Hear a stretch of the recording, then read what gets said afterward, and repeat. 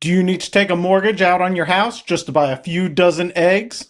If you've gone to the grocery store to buy eggs lately, you know exactly what I'm talking about. We're seeing prices at a 45-year high, and it's not because the chickens have unionized. It's because we're in the middle of what might be the largest avian influenza outbreak in history. That's the case now because more than 74 billion chickens are killed every year for human consumption to feed a significantly larger human population of more than 8 billion people.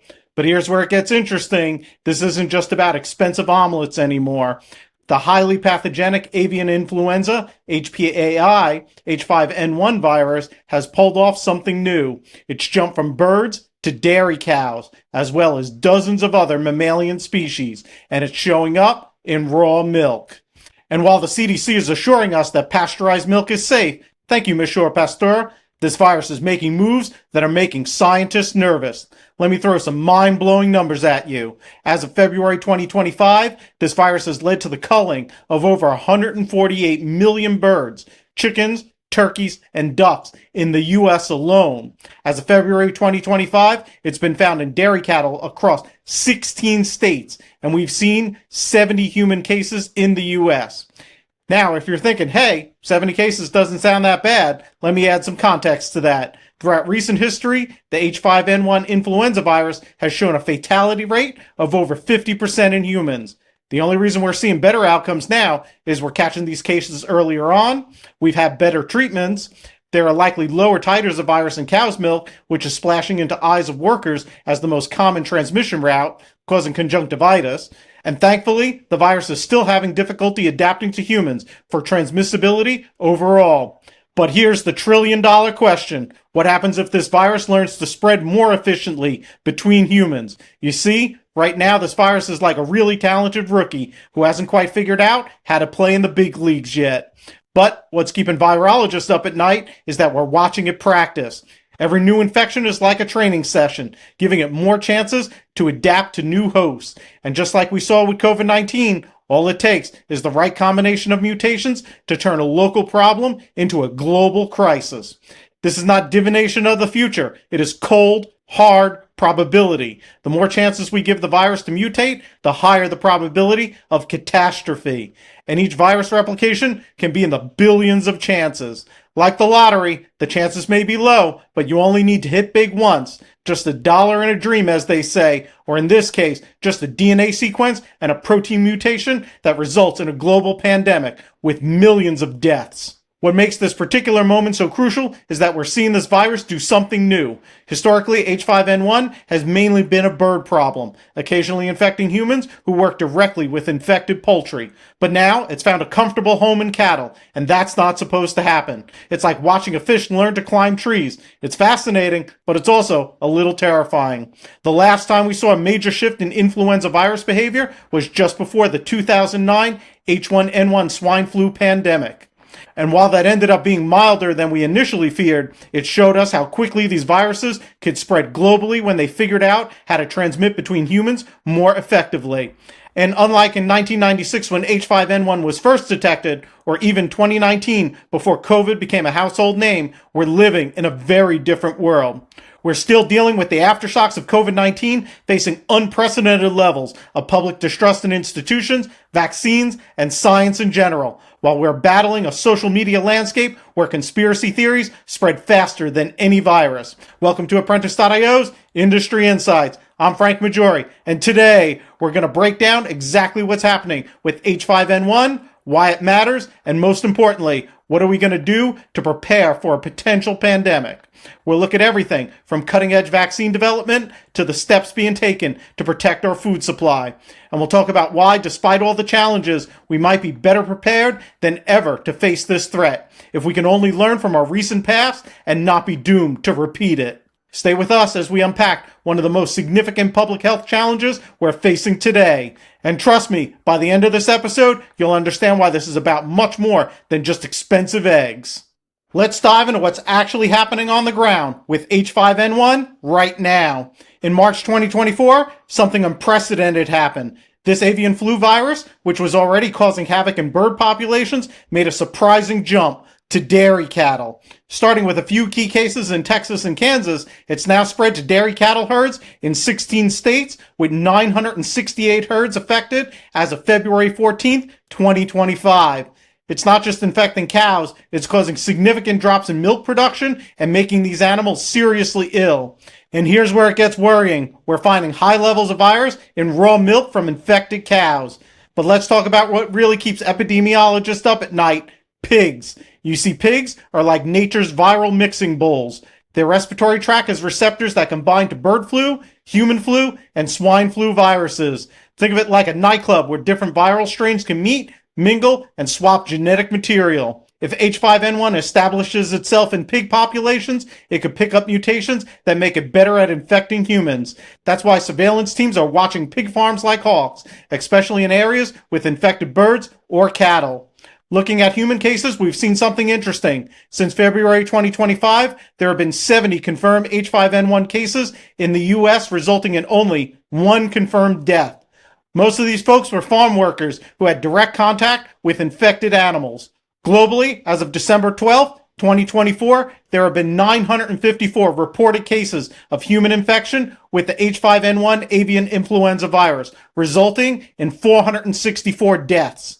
Here's the good news. Unlike historical H5N1 cases that had a terrifying 50% death rate, these recent cases in the US have been relatively mild. Most people showed symptoms like eye infections or conjunctivitis or mild respiratory issues, and they recovered with antiviral treatment. But let's talk dollars and cents, because this outbreak is hitting agriculture hard. We're looking at the most expensive eggs in 45 years, with prices jumping over 150% in some areas. The poultry industry has had to cull over 148 million birds. Dairy farmers are taking a double hit, where they are losing milk production from sick cows and public perception on the safety of the milk supply. Now, what are the experts saying about the risk? The CDC currently rates the public health risk as low, and that's important to understand. They're not seeing signs that this virus has gained the ability to spread efficiently between humans, although there have been a few sporadic cases of H5N1 infections reported without direct contact with animals. Because of this, we need to remain vigilant and step up our monitoring programs. The World Health Organization has this virus on their top priority list for pandemic preparedness. At the very same time, the U.S. is pulling out of these organizations over politics. The WHO is particularly concerned about its ability to keep finding new animal hosts and its continued evolution. What makes this situation especially tricky is that we're seeing this virus do something new almost every month. We started seeing new cases in domestic cats in Poland. By August, we were finding infections in wild foxes in Finland. Each new mammalian host gives the virus another opportunity to adapt, another chance to figure out how to better infect mammals, including us. And here's something that's both fascinating and frightening. Recent studies have shown that this virus only needs a relatively small number of mutations to become better at spreading between mammals. We've seen this in laboratory gain-of-function studies with ferrets, where just a few genetic changes made the virus more transmissible through respiratory droplets. These gain-of-function studies have been played up by politicians and the news media. This doesn't mean the mutations are going to happen, but the gain-of-function studies are critical for us to know what changes to be on the lookout for during surveillance, so we have a better understanding to know when to sound the alarm and take the threat more seriously. It's an early warning system for impending doom, and it's much better to be prepared as a virus evolves than to be left in the dark and surprised all of a sudden by it. The USDA and FDA have ramped up testing protocols, especially in the dairy industry. They're now requiring testing of raw milk intended for pasteurization, and they've implemented new biosecurity measures on farms. These aren't just bureaucratic hoops to jump through, they're our early warning system. The faster we can detect and respond to new cases, the better our chances of containing any dangerous new variants. Let me be blunt. We're watching H5N1 through a very different lens after COVID-19. We've got some real advantages this time around, but we're also facing some uniquely 2025 problems that might make the pandemic response even harder. Let's start with the good news. our surveillance systems are better than ever. We're not just waiting for people to get sick, we're actually monitoring farms, testing animals, and sequencing viral samples. Remember the early days of COVID when we were scrambling to set up testing? That infrastructure is still in place. We've got networks of labs ready to pivot to H5N1 testing if needed. Supply chains have been completely revamped since 2020. Remember the great PPE shortage? Yeah, that's not happening again. U.S. manufacturers have onshored production of critical supplies, and we've got strategic stockpiles of everything from masks to ventilators. Plus, our mRNA vaccine manufacturing capacity has exploded. We can now produce billions of doses domestically in a fraction of the time it took in 2020. But, and this is a massive but, we're facing some serious headwinds that didn't exist in 2020. The misinformation ecosystem has evolved faster than any virus. We're not just dealing with random Facebook posts anymore. We've got sophisticated AI-generated content, deep fake videos, and more prevalent, coordinated disinformation campaigns that can reach millions before fact-checkers even wake up. And let's talk about trust, or rather, the lack of it. Public confidence in institutions is at historic lows. The CDC could announce that water is wet, and you'd have viral posts claiming it's actually dry, and Big Water is just lying to you. I wish I was joking, but this is our reality. We live in the upside down now. A recent survey showed that only 23% of Americans had a great deal of confidence in the scientific community. That's down from 48% in just 2018. Then there's the pandemic fatigue paradox. People are simultaneously exhausted from COVID-19 precautions and more skeptical of public health measures than ever before. The anti-vaccine movement has grown from a fringe group to a mainstream political force. They've got their own media ecosystem, their own quote-unquote experts, and they're better funded and organized than ever before. Their primary figurehead in RFK Jr. is now running Health and Human Services. Here's what keeps me up at night. We might actually be less prepared for a pandemic now than what we were in 2020. Not because of our physical infrastructure, but because of our social infrastructure. In 2020, despite all the chaos, most people were willing to at least try to work together. Now, we can't even agree on basic facts. The politicization of public health has reached new heights. Masks aren't just masks anymore, they're political statements. Vaccines aren't just vaccines, they're ideological battlegrounds. We're looking at a situation where your response to a pandemic might depend more on your political affiliation than your actual risk level. But it's not all doom and gloom. We've learned some crucial lessons from COVID. We know now that transparency is critical. The scientific community has gotten better at communicating uncertainty without undermining confidence. Public health officials have learned, sometimes the hard way, that you need to be clear, consistent, and willing to admit when you're wrong. And here's something interesting. The private sector is stepping up in ways that we didn't see in 2020. Companies have pandemic playbooks now too. They've got contingency plans for remote work, supply chain disruptions, and employee health monitoring. Many have their own stockpiles of PPE and testing supplies. The healthcare system has evolved too. Telemedicine isn't just an emergency backup anymore. It's a core part of healthcare delivery. Hospitals have better surge capacity plans. We've got better treatments, better protocols, and better coordination between facilities. And to some degree, the public knows the drill now. So public education can happen faster, as we all had to go through masks and uncomfortable nose swab testing on a regular basis. The real question is, can we overcome our social and political divisions fast enough if H5N1 does make the jump to efficient human transmission? Because all the stockpiles and vaccines in the world won't help if half the population just doesn't believe in them. Let's talk about what might be our best weapon against a potential H5N1 pandemic: vaccines. In January 2025, the Department of Health and Human Services made a major move, awarding Moderna a $590 million contract to accelerate H5N1 vaccine development. The current administration and Health and Human Services are now reevaluating the contract to potentially cancel it. This isn't just another government contract, it's a fascinating glimpse into how pandemic preparedness has evolved. Why Moderna? Well, mRNA technology has some serious advantages when it comes to pandemic response. Think of traditional vaccine development like building a car from scratch. It's reliable, but slow. mRNA vaccines, on the other hand, that's more like downloading a software update. Once you have the viral sequence, you can design a vaccine in days, not months. And thanks to COVID-19, we've got mountains of safety data on mRNA platforms. Here's where it gets really interesting. Moderna isn't just working on one vaccine, they're developing vaccines against multiple H5N1 strains. Remember how we had to wait for new COVID vaccines when variants emerged? With this approach, we're trying to stay ahead of this virus. They're even running trials with vaccines targeting H5 and H7 avian influenza simultaneously. But having a vaccine design is only half the battle. You need to be able to make it at scale. This is where the US has made some quantum leaps since 2020. We've got new or expanded facilities in Massachusetts, North Carolina, and Texas that could pump out mRNA vaccines by the billions. We're talking about the ability to produce enough doses for every American within 6 months of getting the green light. The timeline expectations are ambitious, but realistic. We're looking at about 100 days from identifying a pandemic strain to having the first doses ready for emergency use. That's not science fiction. It's based on real capabilities we've built since 2020.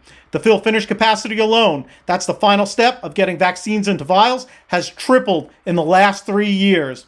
Now let's talk about international coordination, because viruses don't respect borders. The WHO has already established a global network of vaccine manufacturers and research institutions. There's a system in place for sharing viral samples and genetic sequences. If H5N1 starts showing pandemic potential, we can have multiple companies around the world working on vaccines simultaneously. But here's the real clever part. The contracts include provisions for sharing technology with other manufacturers in other countries. We learned from COVID that vaccine nationalism just doesn't work. If we're only protecting ourselves, we're giving the virus more chances to mutate in unvaccinated populations elsewhere. The manufacturing process has been streamlined too. Remember the early days of COVID vaccine production when companies were scrambling for everything from glass vials to freezers? Those supply chains have been secured. We've got dedicated suppliers, redundant manufacturing capabilities, and stockpiles of critical materials. And it's not just about making vaccines, it's about distributing them effectively. The U.S. has maintained and expanded the cold chain infrastructure built for COVID-19 vaccines.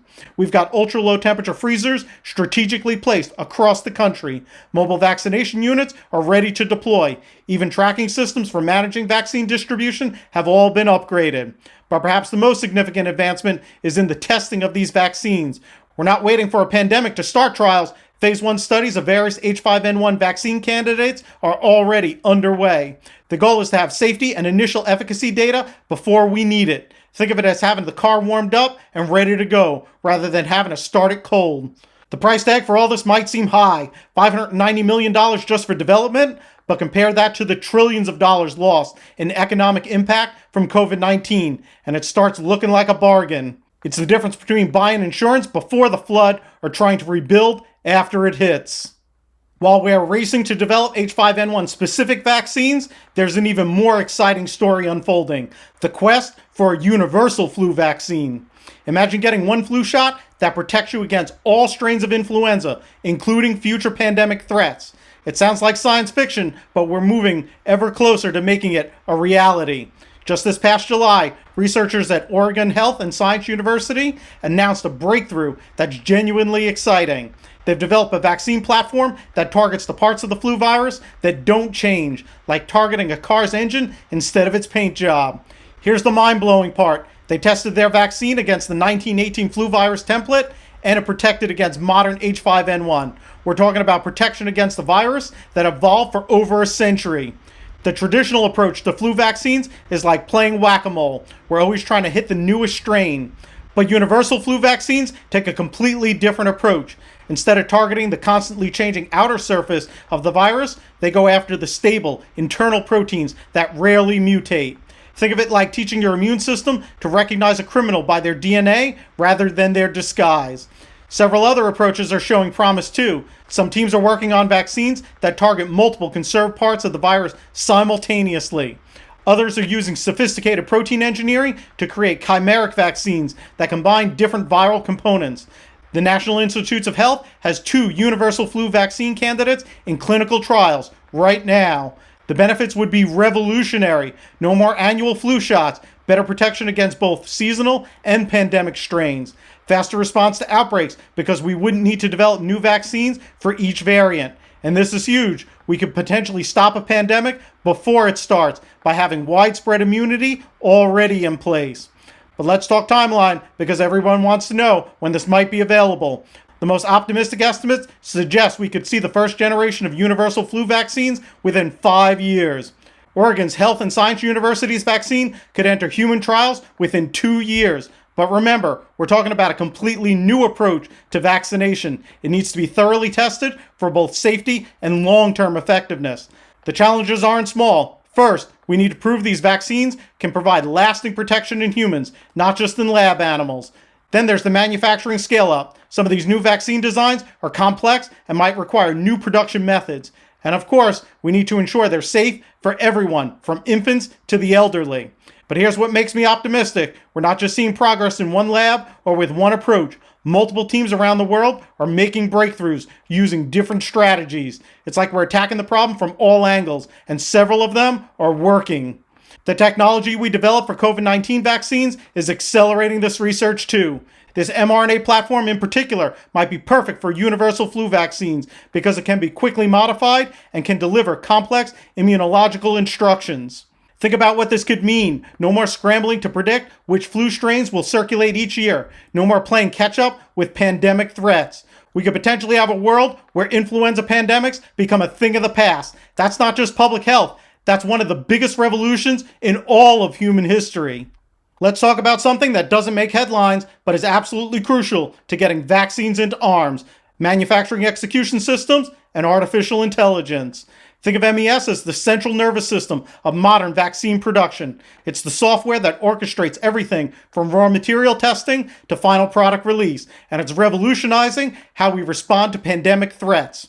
During COVID-19, we learned some hard lessons about manufacturing at scale. Companies struggle to maintain data integrity across global sites, track material genealogy, and coordinate with contract manufacturers. Today's MES platforms solve these problems. They provide real-time visibility across the entire supply chain, from raw material suppliers to fill-finish operations. Here's where it gets interesting. Modern MES platforms are cloud-based, meaning teams can collaborate globally without being in the same room. During a pandemic, when travel might be restricted, this is crucial. A quality expert in Boston can review batch records from a CMO in Singapore in real time. They can spot issues before they become problems and make adjustments on the fly. But it's not just about coordination, it's about compliance. When you're fast-tracking vaccine development under emergency authorization, you need bulletproof documentation. Every decision, every test result, every batch parameter needs to be recorded and validated. Modern MES platforms create this audit trail automatically, which is crucial for maintaining public trust. When someone asks, how do we know this vaccine is safe? We can show them exactly how it was made, tested, and validated. AI has taken this all to the next level. Machine learning algorithms can now predict potential quality issues before they occur. They can optimize production parameters in real time, reducing waste and increasing yields. Some systems can even suggest process improvements based on patterns they observed across thousands of batches. Let me give you a concrete example. During traditional vaccine development, finding the optimal conditions for cell culture growth might take months of trial and error. AI can analyze millions of data points from previous batches and suggest the perfect conditions in hours. This isn't science fiction. It's happening right now in facilities around the world.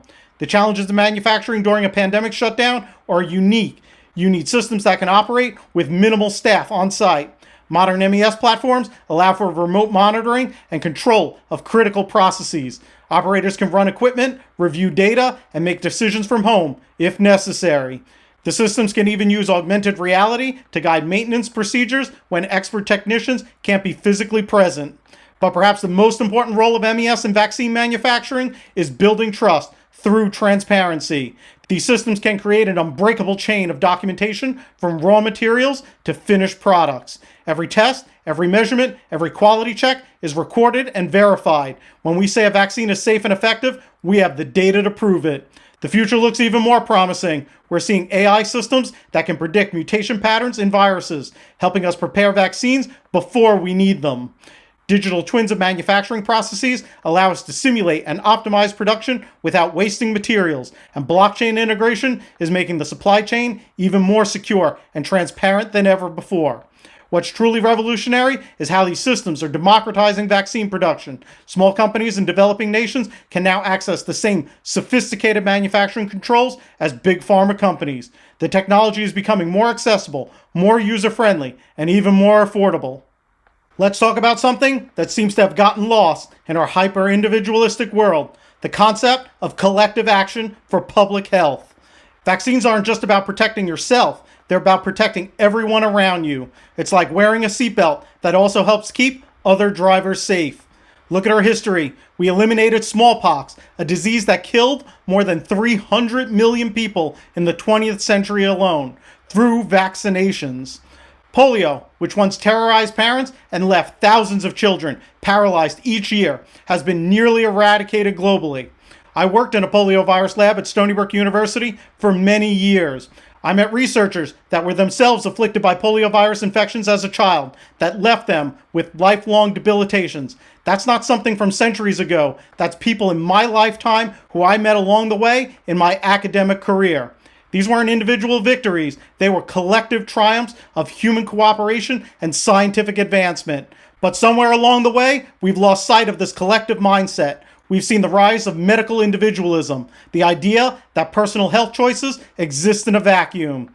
But viruses don't care about your political views or your personal philosophy about healthcare. They just look for a host to infect and spread.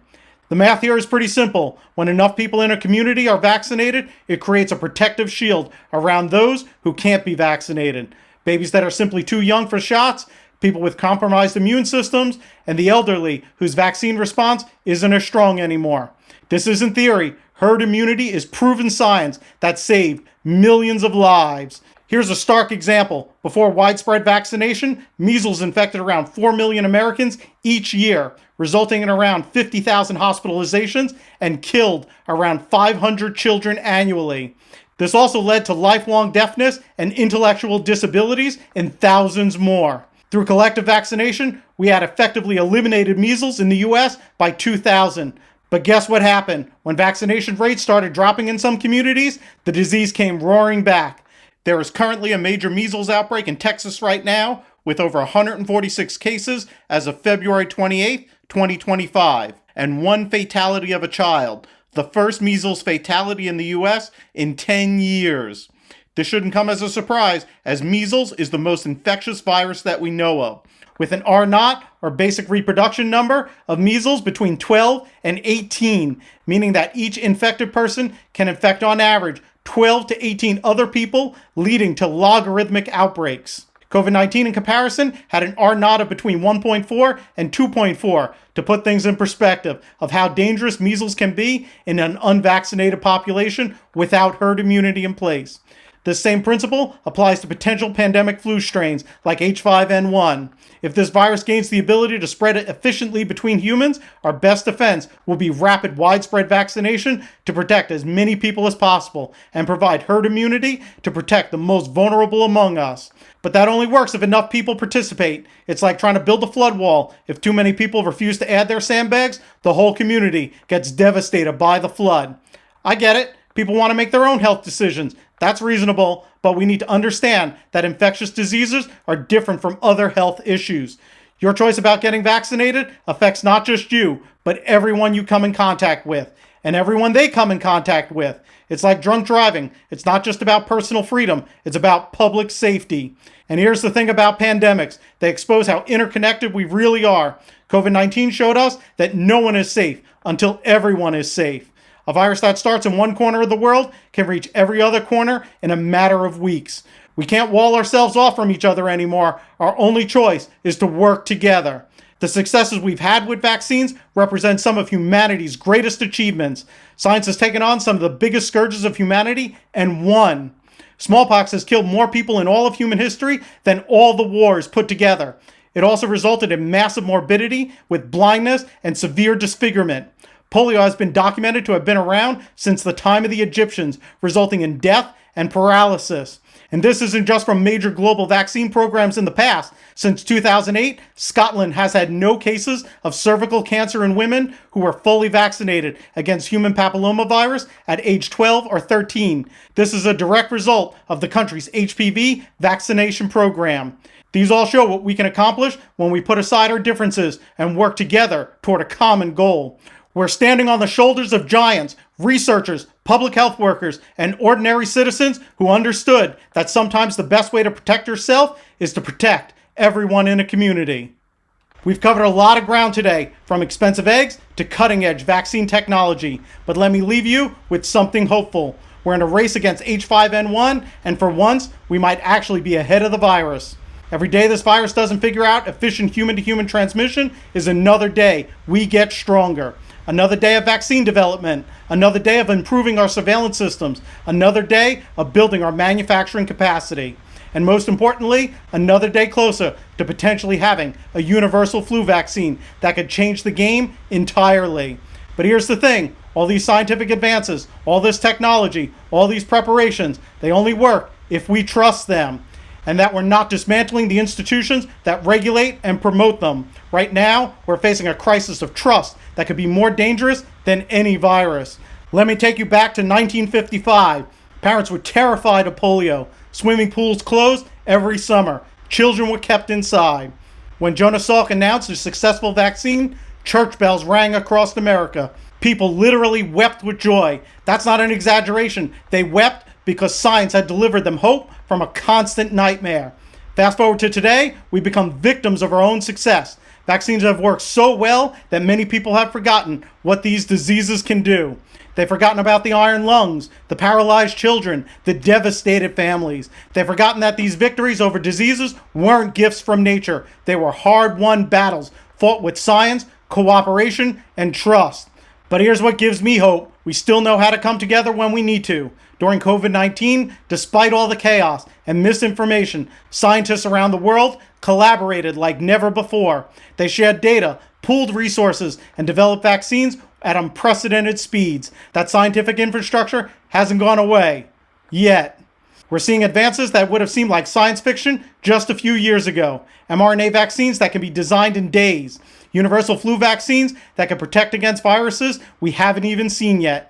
Manufacturing systems that can produce billions of doses with unprecedented precision and safety, and vast cold chain distribution networks to get ultra-cold mRNA vaccines from manufacturers to the points of delivery in hours for getting life-saving injections into arms as quickly and efficiently as possible. But technology alone isn't enough. We need to rebuild trust in our institutions, not through blind faith, but through transparency, honesty, and results. We need to remember that science isn't a belief system. It's a method for understanding and improving our world. And science works whether you believe in it or not. The truth is, we're standing at a crossroads. We can choose to learn from our past, to embrace the tools and knowledge we've gained, to work together for the common good. Or we can let fear and misinformation drive us apart, leaving us vulnerable to whatever threats emerge. The stakes couldn't be higher. If or when H5N1 makes the jump to efficient human transmission, we won't have time for debates about vaccine safety or arguments about personal freedom versus public good. We need to act fast, and we need to act together. So here's my challenge to everyone listening. Be part of the solution. Understand that vaccines aren't just personal protection. They're a shield we build together. Learn about the science, share accurate information, support public health initiatives, and most importantly, remember that throughout human history, our greatest achievements have come from when we work together for the common good. Because at the end of the day, that's what this is all about, protecting not just ourselves, but each other. We have the tools, we have the knowledge, we have the capability. The only question, do we have the will to use them? The choice is ours, and for the sake of the future, we need to choose wisely. In an industry where precision and compliance are paramount, Apprentice's Tempo platform offers a cutting-edge manufacturing execution system solution. It's cloud-based, mobile-first, operator-centric, with the most intuitive UI in the industry, making it perfect for today's dynamic pharmaceutical manufacturing environments and for the production of the world's most complex drug products. Whether you're working on groundbreaking cell and gene therapies, biologics, or small molecules, Tempo provides a fully validated MES system that's both powerful and easy to use. It streamlines your processes, ensures compliance, and adapts to your specific manufacturing needs. So get off of paper batch records and discover how Apprentice's Tempo Manufacturing Cloud can transform your operations by visiting us at apprentice.io. Attention industry professionals, revolutionize your manufacturing process with the Apprentice Tempo Manufacturing Cloud, a manufacturing execution system built to streamline your operations, boost efficiency, and ensure compliance all in one powerful platform. Experience the future of manufacturing with our free 30-day trial. Scan the QR code on your screen now to unlock a world of innovation. Don't just keep pace, set the tempo as an industry leader with Apprentice. That's all for Apprentice.io's Industry Insights. I'm Frank Maggiore. Thanks for listening. Be sure to like and subscribe. Hit the bell icon for notifications when new episodes drop. Please comment on if you have any additional topics you would like for me to cover in this space, and we'll see you next week for more Industry Insights.